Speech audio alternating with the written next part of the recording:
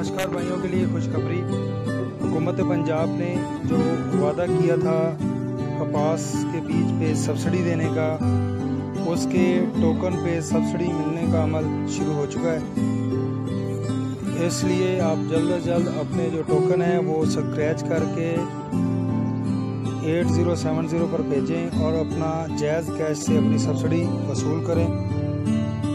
मज़ीद इसकी तफसीलात के लिए अगली मुकम्मल ये वीडियो देखें, आपको उसकी तमाम तफसीलात एक काश्तकार के ज़बानी से मिल जाएंगी। मज़ीद मालूमात और वीडियोज़ के लिए हमारा जो यूट्यूब चैनल है उसको सब्सक्राइब करें और देखते रहें, आपको तो तफसीलात मिलती रहेंगी। मेरा नाम गुलाम कादर है, मैं उमदा चौधरी का रहने वाला। मैं एक छोटा जिहा जिमीदार है। मैं सबसिडी का बिल लिया सी, उहदे गौरमेंट ने 1000 रुपये फी थैली सबसिडी दी सी, जी कि मैंने मैसेज आया, मैं टोकन भेजे महकमे वाले, उन्होंने फिर मैसेज दिता अगे। फिर मैं जो फ्रेंचाइज वाले को गया, उन्होंने कहा जी साढ़े को तरीका ही कोई नहीं, कोई सिस्टम ही कोई नहीं जो अस पैसे देइए। उस बाद फिर मैं हैल्पलाइन से 3-4 दफ़ा कॉल की, उन्होंने फिर दोबारा मैंने कोड नवे दिते। फिर मैं गया, उन्होंने तरीकाकार दसा।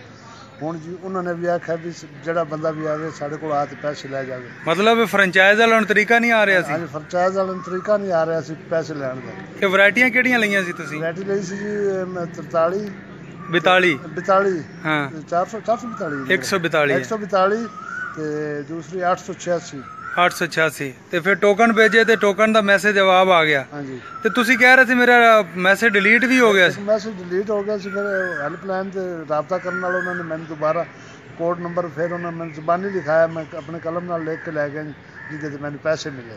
ਅੱਛਾ, ਤੇ ਇਹ ਜਿਹੜਾ ਪੈਸੇ ਕਿੰਨੇ ਮਿਲੇ ਨੇ ਤੁਹਾਨੂੰ? 2000 ਰੁਪਏ ਮਿਲਿਆ ਜੀ 2 ਥੈਲੀਆਂ ਤੇ। ਹੁਣ ਤੁਸੀਂ ਖੁਸ਼ ਹੋ ਹਕੂਮਤ ਦੀ ਇਸ ਪਾਲਿਸੀ ਤੋਂ? ਹਾਂਜੀ, ਬਿਲਕੁਲ ਖੁਸ਼ ਹਾਂ।